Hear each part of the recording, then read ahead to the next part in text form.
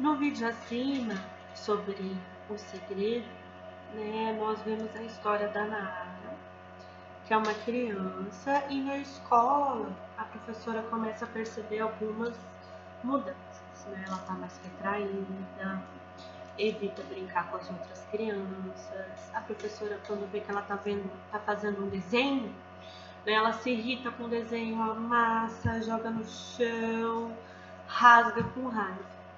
E nós, profissionais da saúde, profissionais da educação, que atuamos com crianças, né, a gente sabe que muitas vezes a forma da criança de pedir ajuda, né, quando ela não tem as palavras, não sabe como falar do que está acontecendo, são as brincadeiras, são os desenhos, são essas mudanças no comportamento que a gente observa. Na situação, né, a Nara tinha sido, como é que eu posso dizer, chantageada, né? Ela estava com medo de ser punida, ela acreditava, inclusive, que ela podia ir presa, que algo que ela tinha feito era muito errado, que ela era culpada, e aí ela ia alimentando esse segredo, como se houvesse algo de errado com ela. A professora soube se aproximar num sentido, como a gente viu anteriormente nas recomendações, sem alarde, sem se horrorizar, sem prometer para a criança que vai ficar tudo bem ou que ela não vai contar para ninguém.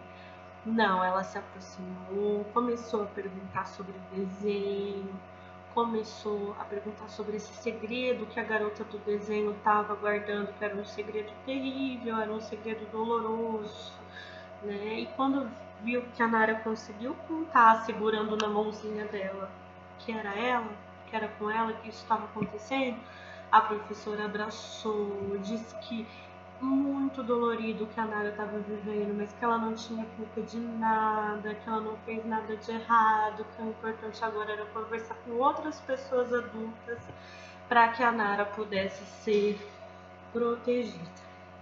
Na história da Nara, a gente retoma os elementos que nós vimos que são importantes para a prevenção da violência sexual na infância, que é a criança saber que nenhum adulto pode tocar o corpo dela e pedir segredo. Né? Ela que tem os direitos sobre o corpo dela é um espaço de brincar, de descansar, de aprender, de se desenvolver, de cuidado, de saúde, e não de alguém ficar ou pedir para ver ou pedir para fazer qualquer coisa em segredo. Outro aspecto que também está presente no vídeo O Segredo é que o agressor é alguém que a criança conhece, alguém próximo da casa, próximo da família.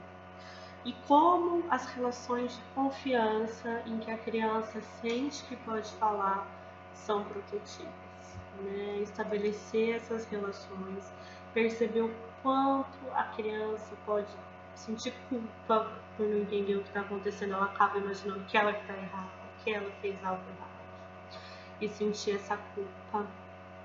Então, antes de que alguma violência possa acontecer, se a gente transmite para as crianças desde bem pequenas que nenhum adulto tem o direito de pedir algo a elas em relação a elas e ao corpo delas e pedir segredo, e caso isso aconteça, é importante que elas contem para alguém que elas confiam, é um passo importante.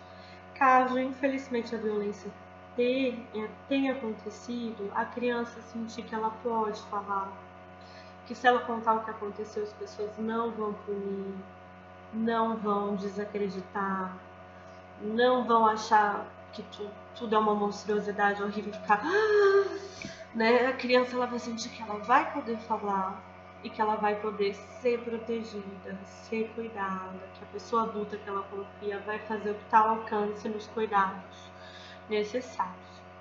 E aí vocês podem me perguntar: Marcela, mas como que eu vou conversar com a criança? Ela precisa ter uma certa idade, não precisa ser mais velha, não precisa? Não. A criança, desde pequenininha, ela está aprendendo sobre o corpo, ela está aprendendo sobre as regrinhas, ela está aprendendo sobre as relações. Então é importante que esse diálogo aconteça também desde cedo, né? Infelizmente a violência sexual também acontece com crianças bem pequenas. Então falar sobre sexualidade, falar sobre o corpo, falar sobre direitos é protetivo e pode ser feito mesmo com crianças bem novinhas, né? Para dar de exemplo, eu vou colocar aqui abaixo algumas partes de um material que eu adoro, que chama Pipo e Fifi.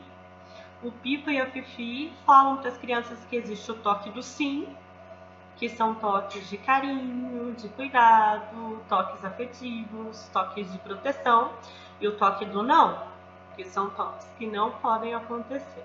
Então eu vou colocar abaixo mais um exemplo de material que é do Pipo e da Fifi.